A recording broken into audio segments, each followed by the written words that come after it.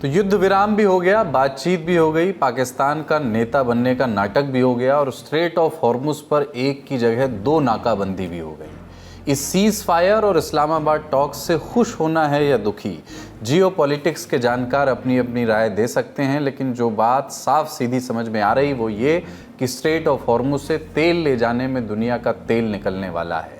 युद्ध से पहले स्ट्रेट ऑफ हॉर्मुज खुला था, युद्ध के दौरान बंद हुआ और सीज फायर में ईरान के साथ साथ अमेरिका ने भी अपने check post strait of Hormuz में लगा दिए हैं। क्या है इसके मायने, इसका तेल और गैस पर असर क्या होगा, एनर्जी का जो संकट भारत और दुनिया भर के देश देख रहे हैं उनका भविष्य कैसा दिख रहा है, क्या भारत के लिए मुश्किलें बढ़ने वाली हैं या माय फ्रेंड डोनाल्ड और मित्र देश ईरान हमें कुछ राहत रियायत देंगे, जानने की कोशिश करेंगे आज के शो में। टीसीएस के सेक्सुअल हैरेसमेंट केस की बात भी करेंगे। इस मामले ने कॉरपोरेट कल्चर में दबी गंध को उजागर कर दिया है और मजदूरों के आंदोलन की बात भी करेंगे। नोएडा में कामगार सड़कों पर उतरे और दिल्ली एनसीआर जाम हो गया, हिंसा भड़की तो भड़की कैसे, सब जानेंगे। नमस्कार, अपन हैं कुलदीप और आप देखना शुरू कर चुके हैं the Lallantop show. Brought to you by Saluja Gold, Rajnigandha and Candid. भारत का सबसे भरोसेमंद Saluja gold TMT bars. Saluja gold TMT. अब सही पकड़े हो कॉन्ट्रैक्टर बाबू, मजबूती सब कुछ है। तो इस्लामाबाद में टेबल सजी लेकिन समझौता नहीं हो पाया। अमेरिका के उपराष्ट्रपति जेडी वैंस खाली लौट गए और इसके बाद अमेरिका के राष्ट्रपति डोनाल्ड ट्रंप ने अपने लठैतों वाली भाषा में ट्रूथ सोशल पर पोस्ट लिखा। ट्रंप ने 12 अप्रैल को कहा कि अमेरिका की नेवी स्ट्रेट ऑफ हॉर्मुज में नाकाबंदी करेगी, वही स्ट्रेट जिसे ईरान ने पहले ही बंद कर रखा है मार्च की शुरुआत से ही, जब से अमेरिका ने उस पर हमला किया था। ट्रंप ने सोशल मीडिया पर कहा कि तुरंत प्रभाव से अमेरिकी सेना, नौसेना हर उस जहाज़ को रोकेगी जो स्ट्रेट ऑफ हॉर्मुज में आने जाने की कोशिश करेगा। उन्होंने कहा कि अमेरिका की नौसेना, जो दुनिया की सबसे बेहतरीन नेवी है, स्ट्रेट ऑफ हॉर्मुज में घुसने, वहां से निकलने की कोशिश करने वाले किसी भी और सभी जहाज़ों को रोकेगी, इफेक्टिव, इमीडिएटली, तत्काल प्रभाव से। हम ऐसी स्थिति पर पहुंचेंगे जब सभी को स्ट्रेट ऑफ हॉर्मुज से गुजरने की इजाज़त होगी। ये बयान ऐसे समय में आया है डोनाल्ड ट्रंप का जब इस समुद्री रास्ते पर जहाज़ों की आवाजाही लगभग 1 महीने से ठप है।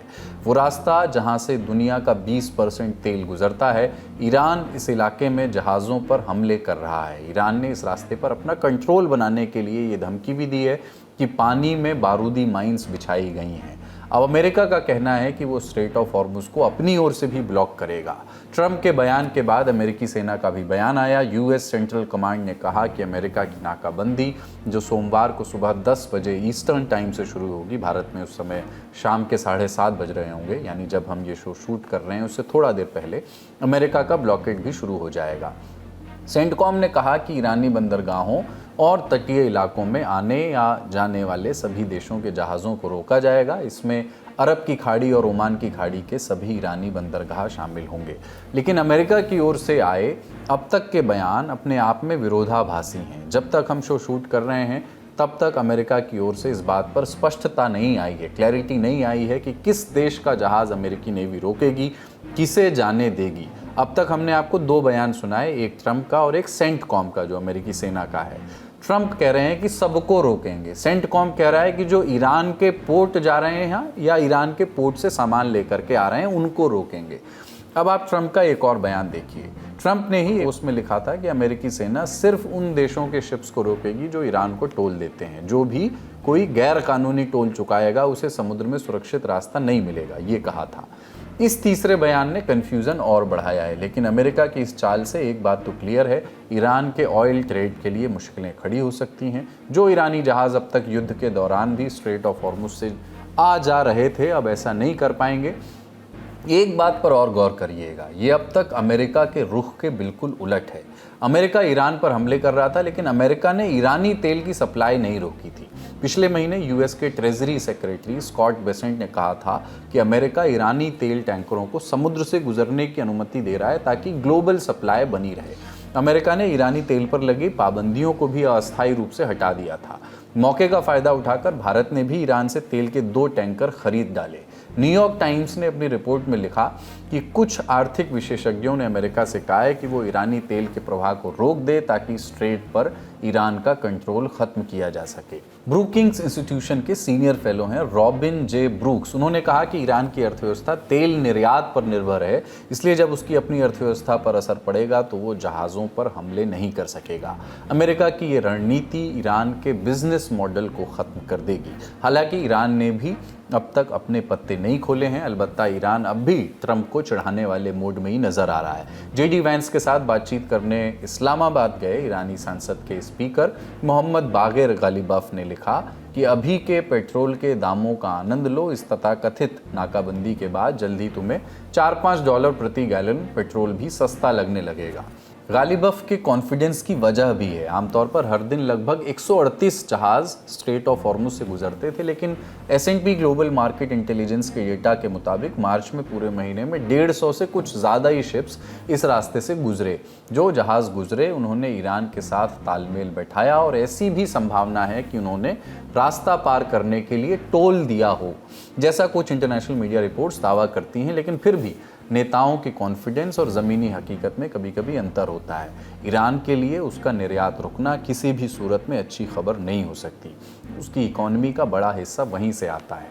इस विषय पर हमने सीनियर पत्रकार प्रणय उपाध्याय से बात की। प्रणय काफ़ी समय से ईरान इजराइल अमेरिका युद्ध को कवर कर रहे हैं। तो ईरान की स्थिति तो यह है कि पहले ही इतना बड़ा संकट है और उस संकट के बीच में अगर तेल की आपूर्ति यदि या तेल का निर्यात जो कि पहले से ही बाधित है, स्ट्रेट ऑफ हॉर्मुज से उस तरह से हो नहीं पा रहा है, और यदि वहां पर नेवल ब्लॉकेड लग जाता है अमेरिका का, तो ईरान के लिए एक तरीके का चोक पॉइंट हो जाएगा, क्योंकि ईरान के 2 ही एंड है और उसका जो मैक्सिमम तेल का निर्यात है वो खर्ग आइलैंड से होता है और वहां से तेल की आवाजाही हो नहीं पा रही है। ईरान ने अपने टैंकर्स को पहले ही वहां से जनवरी के महीने में ही काफी टैंकर्स को बाहर निकाल दिया था।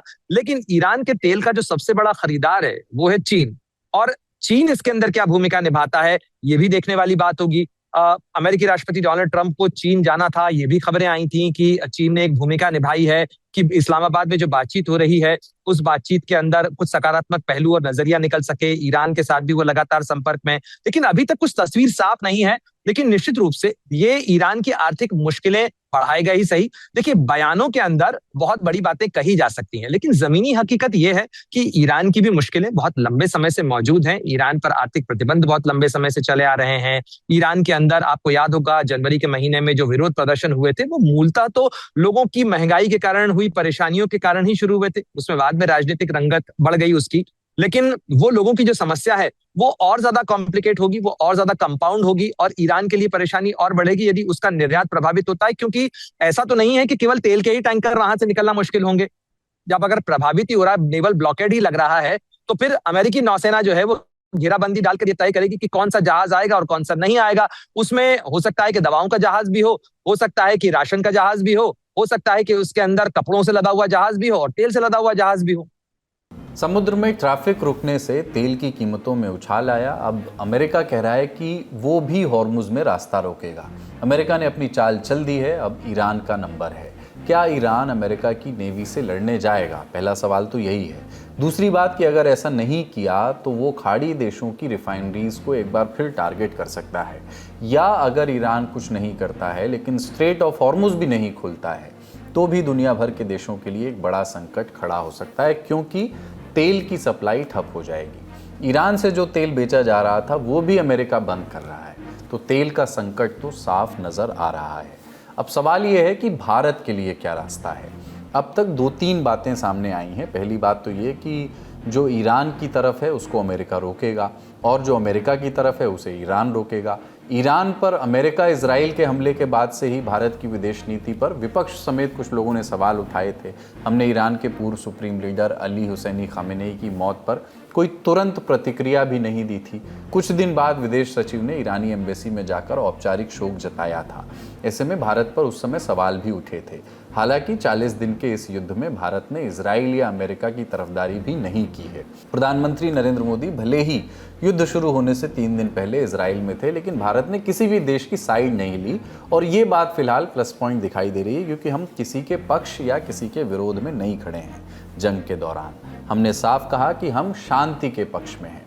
दूसरी बात कि ईरान को अगर टोल देते हैं तब भी अमेरिका जो है वो जहाज़ों को नहीं आने देगा, जो भी टोल दे करके आएंगे।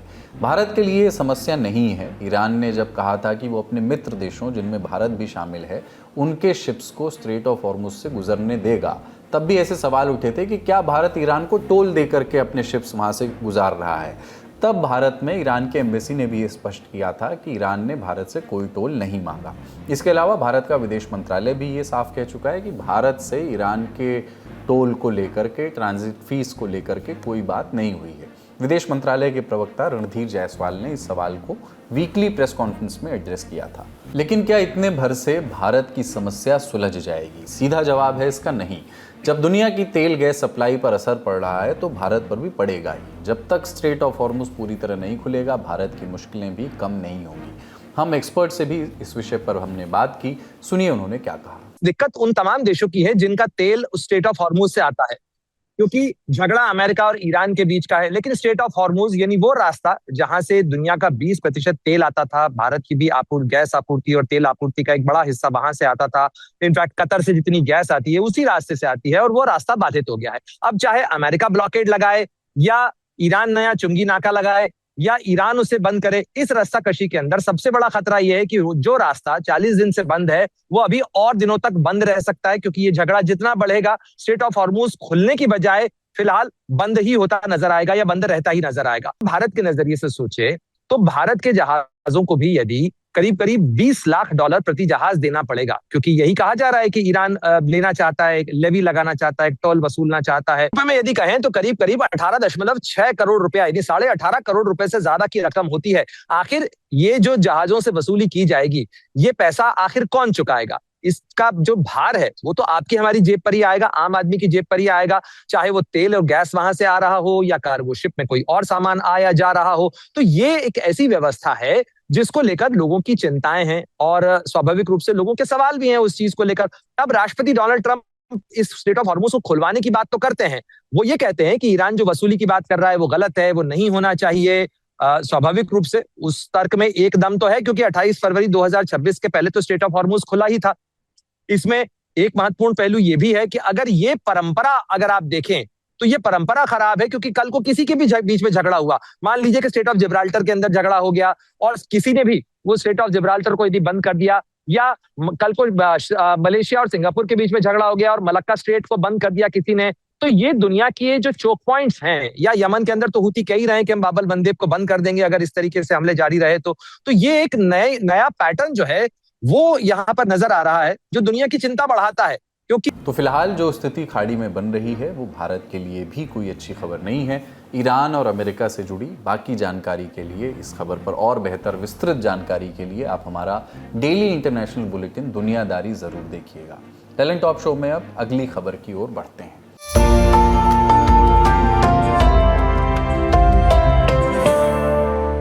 टाटा कंसल्टेंसी सर्विस TCS ये चर्चा में है, लेकिन वजह अच्छी नहीं है, ना तो कंपनी की छवि के लिए ना ही उसकी कर्मचारियों के लिए। शुरू से समझते हैं केस क्या है। 25 मार्च को नासिक में BPO की महिला employee Devlali camp police station पहुंची। उसने आरोप लगाया कि उसका यौन शोषण हुआ और उसकी धार्मिक भावनाओं को ठेस पहुंचाई गई। उसने आरोप अपनी ही कंपनी के 3 लोगों पर लगाया। एक ने उससे शादी का वादा किया, फिर उसका यौन शोषण किया, रेप किया। ये आरोपी पहले से शादीशुदा है। इन आरोपियों में एक महिला भी शामिल है। पुलिस ने यहाँ गंभीरता दिखाई, BPO के दूसरे एम्प्लॉयज़ के बयान दर्ज किए और फिर जो कहानी सामने आई उसने पुलिस और TCS के अधिकारियों के कान खड़े कर दिए। 3 अप्रैल तक कुल 9 शिकायतें दर्ज की जा चुकी थीं। ये शिकायतें 8 महिलाओं ने की और एक शिकायत एक पुरुष एम्प्लॉई ने भी दर्ज कराई। ये सारी शिकायतें यौन उत्पीड़न से जुड़ी थीं, लेकिन मामला सिर्फ यौन उत्पीड़न का नहीं था, धार्मिक उत्पीड़न के भी आरोप लगाए गए। आरोप है कि पीड़ितों का धर्म परिवर्तन करने की कोशिशें भी की गईं। जिन महिलाओं ने आरोप लगाए हैं उनकी उम्र 18 साल से लेकर के 25 साल के बीच की है। पीड़िताओं ने बताया कि उनके साथ ये सब 2-3 साल से चल रहा था। 2022 से लेकर 2026 तक के मामले सामने आए हैं। गिरफ्तार आरोपियों में आसिफ अंसारी, शफी शेख, शाहरुख कुरैशी, रज़ा मेमन, तौसीफ अत्तार, दानिश शेख और HR मैनेजर्स शामिल हैं। इस बीच कंपनी की लापरवाही भी सामने आई है। इंडियन एक्सप्रेस की रिपोर्ट के मुताबिक कई पीड़िताओं ने दावा किया है कि कंपनी के एचआर डिपार्टमेंट से शिकायत की गई थी, लेकिन कोई कार्रवाई नहीं की गई, जिसके बाद इस मामले में एचआर मैनेजर को भी आरोपी बनाया गया और बाद में उसे गिरफ्तार किया गया। पुलिस ने एसीपी रैंक के एक अधिकारी के नेतृत्व में 12 सदस्यों की एक एसआईटी बनाई है। पुलिस ने केस धार्मिक भावनाओं को ठेस पहुंचाने का किया है एक बलात्कार का केस किया है। 4 केस यौन उत्पीड़न के दर्ज किए हैं। यौन उत्पीड़न और धार्मिक अपराध के 3 कंबाइंड केस भी दर्ज किए गए हैं। इनमें से 8 मामले मुंबई नाका पुलिस स्टेशन में और 1 मामला देवलाली पुलिस स्टेशन में दर्ज है। इस मामले में राजनीतिक बयान भी अब सामने आए हैं। केंद्रीय मंत्री बंदी संजय कुमार ने 12 अप्रैल को तेलंगाना के डीजीपी से कहा कि टीसीएस में यौन उत्पीड़न के मामलों के मद्देनजर बड़ी आईटी कंपनियों के हेड्स, खासतौर पर एचआर टीम्स के साथ तत्काल एक बैठक बुलाएं। उन्होंने कहा कि कोई भी शिकायत दबनी नहीं चाहिए, किसी भी पीड़ित को अकेला नहीं छोड़ा जाना चाहिए। इंडिया टुडे ने महाराष्ट्र के मंत्री और बीजेपी नेता गिरीश महाजन का बयान रिपोर्ट किया है। महाजन ने कहा कि कंपनी के 4-5 मुस्लिम कर्मचारियों और कुछ अधिकारियों ने लड़कियों को नौकरी और अच्छी सैलरी का वादा करके उन्हें बहलाया। उन्होंने दावा किया कि उन महिलाओं से नमाज पढ़वाई गई और उनसे रोज़ा भी रखवाया गया। हालांकि अब तक पुलिस की ओर से इस तरह की कोई बात नहीं बताई गई है। इस मामले में टीसीएस का बयान भी आया है। कंपनी का कहना है कि 7 आरोपियों को सस्पेंड कर दिया गया है। कंपनी ने बताया कि 8वां आरोपी जो एचआर मैनेजर है उस पर जाँच चल रही है। कंपनी ने 12 अप्रैल को बयान में कहा कि उसकी किसी भी तरह के उत्पीड़न और ज़बरदस्ती के खिलाफ सख्त ज़ीरो टॉलरेंस की नीति रही है। कंपनी ने कहा कि हम हमेशा वर्क प्लेस पर अपने कर्मचारियों की सुरक्षा के हाईएस्ट स्टैंडर्ड्स को सुनिश्चित करते हैं। कंपनी ने कहा कि पुलिस का सहयोग कर रहे हैं। आगे की कार्रवाई जांच के रिजल्ट के बाद की जाएगी। टीसीएस के इस बयान पर शिवसेना की पूर्व सांसद प्रियंका चतुर्वेदी ने लताड़ लगाई है। उन्होंने कहा कि डियर टीसीएस, आपके नासिक बीपीओ में जो मामले सामने आए हैं उन पर आपकी रिस्पॉन्स पर्याप्त तो बिल्कुल नहीं है। लापरवाही भरा और टाल मटोल वाला ज़रूर जान पड़ता है। यौन उत्पीड़न हुआ और पिछले कई साल से धर्मांतरण के आरोपों के मामले में आपने प्रेस नोट वाली अनसुनी शैली अपनाई है, जो कि हताश करने वाली है।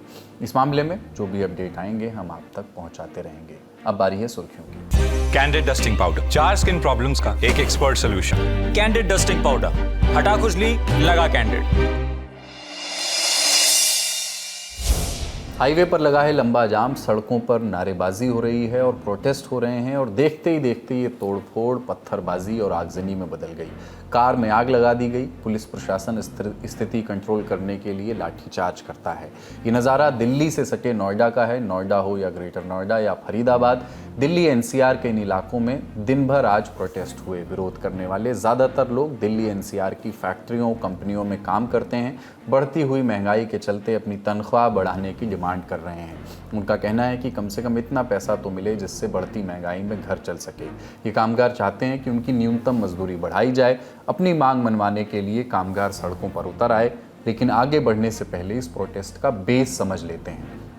प्रोटेस्ट की शुरुआत गुरुग्राम के मानेसर से हुई। 3 अप्रैल की सुबह मानेसर के होंडा मोटरसाइकिल प्लांट के हजारों मजदूरों ने फैक्ट्री गेट के बाहर प्रदर्शन किया। मांग वही कि न्यूनतम मजदूरी बढ़ाई जाए। 5 अप्रैल तक आते आते वेतन बढ़ाने की मांग आसपास की फैक्ट्रियों से भी आने लगी। 6 अप्रैल के रोज़ रिचा ग्लोबल जैसी बड़ी टेक्सटाइल कंपनियों के भी हजारों मजदूर सड़कों पर उतर आए। बढ़ते विरोध के बाद सरकार ने ध्यान देना शुरू किया। 8 अप्रैल को हरियाणा सरकार ने मजदूरी बढ़ाने का ऐलान कर दिया। मिनिमम वेज 35% बढ़ाने का दावा किया और सबसे ज़रूरी बात यह कि सैलरी हाइक 1 अप्रैल से लागू होगी। ऐसे निर्देश प्राइवेट कंपनियों को दिए गए। आप ऐसे समझिए कि पहले जिस स्किल्ड लेबर को 13,704 रुपये मिलते थे, अब उसे 18,500 रुपये मिलेंगे। फैसला तो ले लिया, लेकिन ठीक से बताया नहीं कि फैसला क्या लिया। खबरें बता रही कि मिनिमम वेज बढ़ाने की जानकारी जिला प्रशासन की ओर से मजदूरों को ठीक से कम्युनिकेट नहीं हो पाई। इंडिया टुडे की रिपोर्ट के मुताबिक अगले दिन यानी 9 अप्रैल को जब मानेसर में मजदूर हड़ताल के लिए फैक्ट्री गेट पर जमा हुए और नारे लगाने लगे, तो पुलिस ने उन्हें बताया नहीं कि साहब मजदूरी बढ़ा दी गई है। इसके बजाय पुलिस ने लाठीचार्ज कर दिया। गुस्साए मजदूरों ने बाइक जला दी। कुछ फैक्ट्रियों में तोड़फोड़ भी की। सीसीटीवी फुटेज खंगाली गई। जांच पड़ताल हुई। 55 मजदूरों पर केस दर्ज करके उन्हें गिरफ्तार किया गया। 55 में से 20 महिलाएं थीं। फिलहाल मानेसर में शांति है, लेकिन वहां के कामगारों का मन शांत नहीं है। उन्होंने 16 अप्रैल को फिर से गुरुग्राम में प्रदर्शन का ऐलान किया है। लेकिन मानेसर में जो कुछ हुआ उसे देखकर नोएडा के कामगारों में भी प्रोटेस्ट की बात फैली।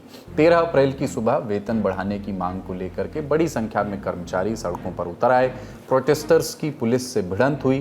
प्रदर्शनकारियों ने नोएडा के सेक्टर 84 और आसपास के इलाकों में जम करके उत्पात मचाया, पथराव किया, गाड़ियों में आग लगा दी। 2 गाड़ियां पूरी तरह जल करके खाक हो गईं। पुलिस फोर्स मौके पर पहुंची। खबरें बता रही हैं कि बेकाबू भीड़ ने पुलिस पर भी पथराव शुरू कर दिया। जवाब में पुलिस ने लाठीचार्ज किया, भीड़ को तितर-बितर करने के लिए आंसू गैस के गोले दागे। लेकिन इस प्रोटेस्ट की आग नोएडा के फेज 2 से लेकर सेक्टर 60 और 62 में भी मिली। नेशनल हाईवे 9 को भी प्रोटेस्टर्स ने जाम कर दिया। सुबह ऑफिस के लिए निकल रहे लोग घंटों जाम में फंसे रहे। शाम को ऑफिस से घर लौटते वक्त भी ट्रैफिक स्मूथ नहीं मिला। हंगामे के कारण फेज 2 और आसपास के इंडस्ट्रियल एरिया में काम ठप हो गया है।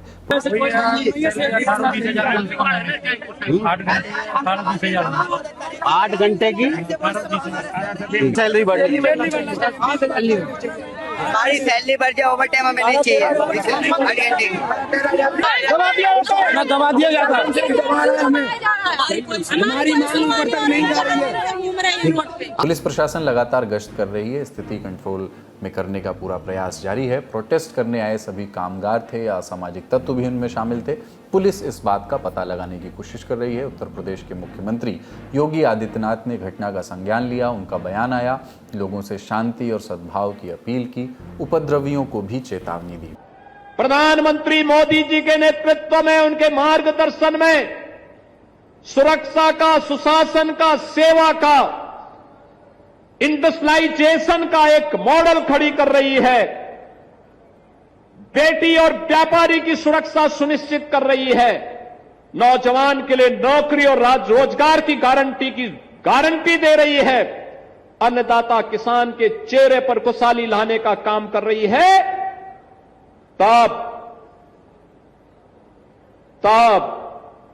जब यह सब कुछ हो रहा है, कुछ लोग उस शांति को समृद्धि की ओर बढ़ने से रोकने के लिए अशांति पैदा करने के भी षड्यंत्र कर रहे हैं। मुख्यमंत्री योगी ने मजदूरों के राइट्स को प्रोटेक्ट करने और शांति बनाए रखने के मकसद से एक हाई लेवल कमेटी बनाने को कहा है। कमेटी को सभी स्टेक होल्डर से बात करनी है और इंडस्ट्री के लोगों के बीच फैली कंफ्यूजन को दूर करना है। कमेटी में श्रमिक संगठनों की ओर से 5 और इंडस्ट्री की ओर से 3 रिप्रेजेंटेटिव्स को जगह दी गई है। उम्मीद है कि मामला जल्द सुलझ जाएगा। पश्चिम बंगाल में 10 दिन बाद वोट डाले जाएंगे। जो सत्ता में हैं वो भी और जिन्हें राज्य में पहली बार सरकार बनाने की कोशिश करनी है वो भी, दोनों एड़ी चोटी का जोर लगाए हुए हैं। जीत के अपने अपने दावे कर रहे हैं। दावों की सच्चाई 4 मई को पता लगेगी। लेकिन टीएमसी की कितनी सीटें आएंगी, इस पर बीरभूम में मुख्यमंत्री ममता बनर्जी ने एक दावा कर दिया है। लगातार 3 बार की मुख्यमंत्री ममता ने इस दफा 294 में से 226 सीटें जीतने का दावा किया है। पिछली बार उनकी 213 सीटें आई थी। ममता ने कहा कि केंद्र के साथ साथ 19 एनडीए शासित राज्यों की सरकार उनके खिलाफ एकजुट हो गई है, लेकिन वो अकेले ही आम लोगों के हक के लिए लड़ रही हैं। ममता ने प्रधानमंत्री मोदी और उनके मन की बात प्रोग्राम पर भी निशाना साधा। बोली कि मन की बात से केवल युवाओं को प्रभावित करने की कोशिश हो रही है, लेकिन बंगाल के युवा जागरूक हैं और सच झूठ में फर्क समझते हैं। उसी बीरभूम में आज गृह मंत्री अमित शाह ने भी एक जनसभा की। महिला सुरक्षा से लेकर सीमा सुरक्षा तक के मुद्दे उठाए।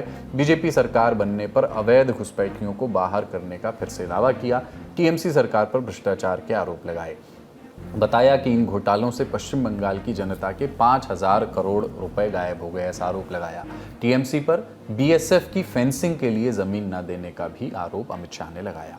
ये तो बीएसएफ को बाढ़ लगाने के लिए भूमि भी नहीं देते हैं।